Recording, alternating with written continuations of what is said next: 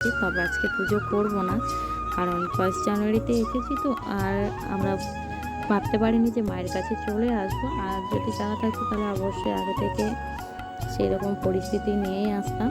তো ওর জন্য তোমার মায়ের কাছে দর্শনটা যখন এসেই পড়েছি, মায়ের দর্শনটা নিয়েই যাই। আর এসেই মায়ের যে মানে মেন টুকরোটা পড়েছিল সেইখানেই আমরা মায়ের কাছে প্রথমে চলে আসি দর্শন করতে। আর এই মন্দির তোমরা কারা কারা এসেছো অবশ্যই কমেন্ট করে জানাবে। এখনো পর্যন্ত আসনি যারা, যদি আসার ইচ্ছা হয় তাহলে অবশ্যই আসবে, মায়ের দর্শন নিয়ে যাবে। খুবই জাগ্রন্ত মা, সবার মনস্কামনা পূর্ণ করে। আর এই দেখো মায়ের ত্রিনয়নী, এটা কিন্তু সতীর এক খণ্ড এই জায়গাটাই পড়েছিল মায়ের।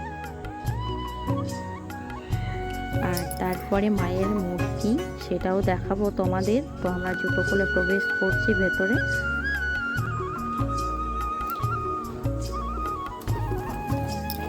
আর দেখো ছোট ছোট বাচ্চা, তারা ঢাক নিয়ে বসেছে মায়ের পুজো দেওয়ার জন্য।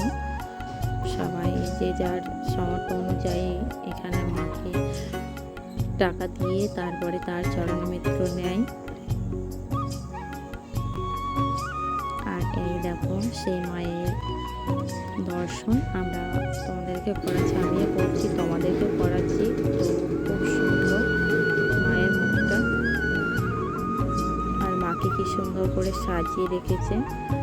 অর্ধেক দেওয়ালি মাস আছে আর ফাঁকা ফাঁকা বলে তোমাদের সম্পূর্ণ মায়ের দর্শনটা করে দিতে পারছি। আর কি বড় স্থান, আর সবাই এসছে মায়ের দর্শন করার জন্য। তো পুজো দেওয়া হয়ে গেছে, আমি তো প্রণামটা সেরে নিই মায়ের কাছে।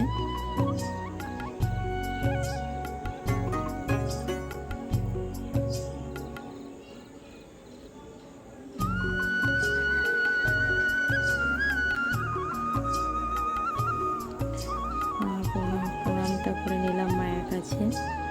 আমার মা যেন আমাদের ভালো রাখুক, সন্তান, আমার স্বামী, সবাইকে মঙ্গল হোক সেই কামনাই করলাম। করার পর আবার মায়ের কাছ থেকে বেরিয়ে যাব। তো এই দেখো বেরিয়ে পড়েছি ঘুরতে আবার সেই লং ড্রাইভ। আর লং ড্রাইভেই মানে আনন্দ, আমাদের মা মেয়ে যখন বেরোতে পারে না খুব আনন্দ হয়। আর ঘরের মধ্যে চার দেওয়ালে বন্ধ হয়ে থাকার মধ্যে যখন আজাদ হওয়া যায় না, কি আনন্দ সেটা বলে বোঝাতে পারবো না।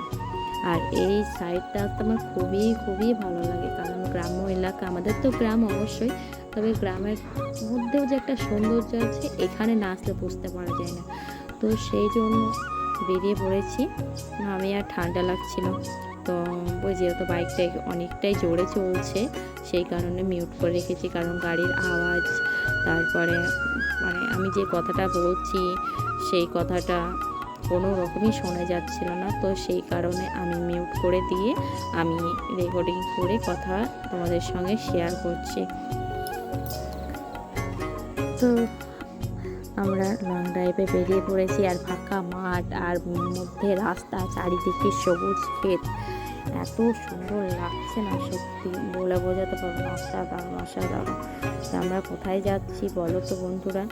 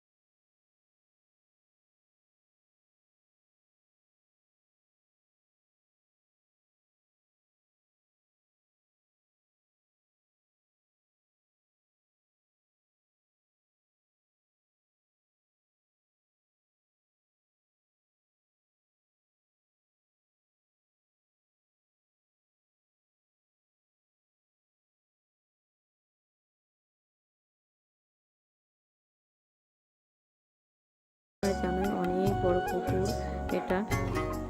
আর এই পুকুরে স্নান, জল দেখে সত্যি স্নান করতে ইচ্ছে করছে।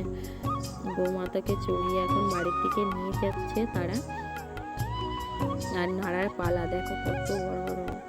আর এই চারিদিকটা রাস্তাটাও অনেকটা বড়, আর বাড়িগুলোও খুব সুন্দর সুন্দর।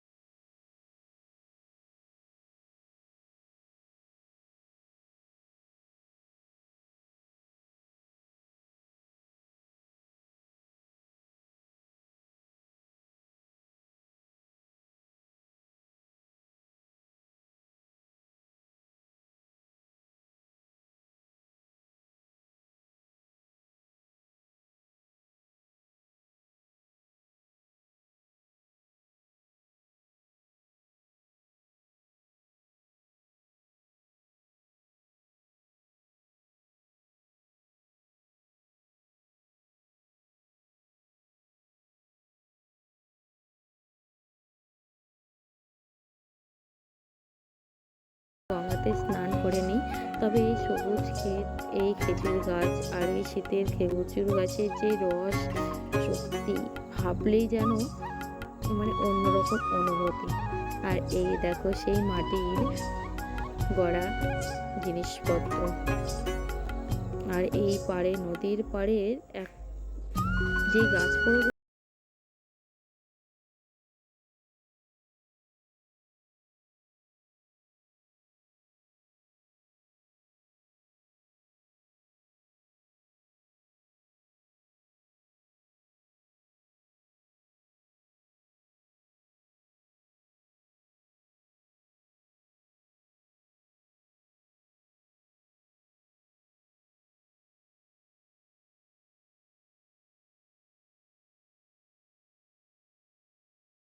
আমরা পাই।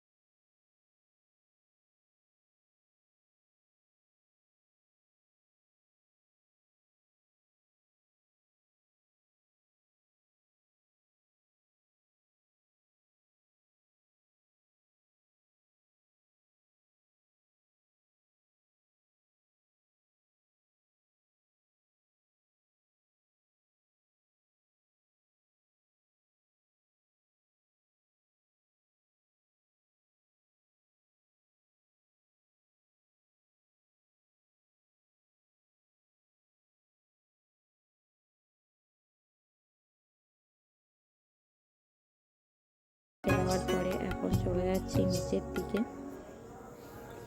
এর আগেও কিন্তু এসেছি আমি এখানে।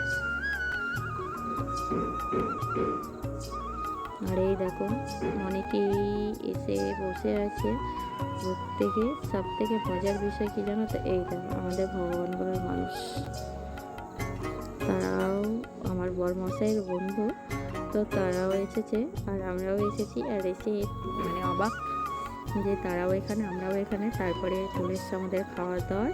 তো আমরা ভাত নেব, কারণ বাচ্চা আছে, আর বাচ্চা থাকলে আমরা ভাতটাই খাই বেশিরভাগ, কারণ অত তোমার রুটি বা অন্য কিছু নানপুর হয়ে অন্য কিছু খেতে ভালোবাসে না, তো ভাতটাই খেতে ভালোবাসে। তো তার জন্য ভাত নিয়ে আমরা ভাত, সবজি, তারপরে চিকেন আর লেগ পিস, আর নেওয়া হয়েছে তোমার ছোটো না, অসাধারণ অসাধারণ, না খেলে বুঝতে পারবে না।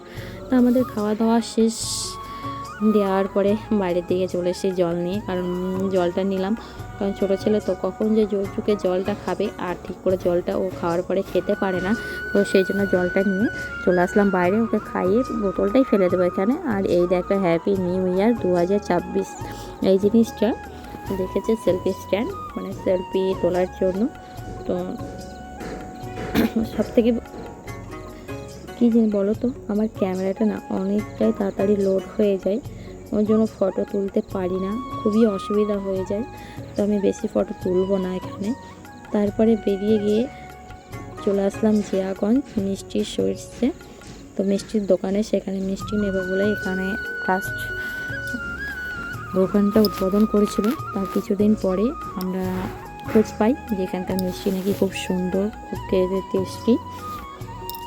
তো তার জন্য মিষ্টি নেব, তা ডাকলো বরমশাই। তো বরমশাই ডাকার পরেই চলে এসেছি মিষ্টির দোকানে। রং বেরঙের মিষ্টি। শেষ পর্যায়ে আমরা রাত্রি তখন 7টা পার হয়ে গেছিলো, তো আমরা মিষ্টি নিয়ে ফিরবো। তো দেখো রং বেরঙের মিষ্টি কোনটা কত টাকা সেই দামটাও লেখা আছে। তো তোমাদের কোন কোন মিষ্টি খেতে ভালো লাগে অবশ্যই জানাবে। তো বন্ধুরা, আজকের মতো এখানেই বিদায় নেব। তোমরা ভালো থাকবে, সুস্থ থাকবে, নিজেদের প্রতি খেয়াল রাখবে। আর আমরা 10টা চানা জিলিপি নিয়ে নিচ্ছি, কারণ আমার চানা জিলিপিটা ফেমাস, মানে খুব খেতে ভালোবাসি। তো বরমাসায় সেই জন্য চানা জিলিপিটা নিয়ে নিচ্ছি বাড়ির জন্য 10 পিস। আর একটা পিস 10 টাকা। তবে হেভি টেস্টি লাগলো যখন প্রথমটা নিলাম কালাকাঁদ, সেই কালাকাঁদটা নিয়ে খেয়েছি, খুব দারুণ লেগেছে খেতে। তো বন্ধুরা, আজকের মতো বিদায়। তোমরা ভালো থেকো, নিজেদের খেয়াল রেখো। আর এই দেখো মেয়েকে দিয়ে দিয়েছি খেতে, বরমাসায় একটু নিয়ে খাচ্ছে, 2 পিস নিলাম খাওয়ার জন্য।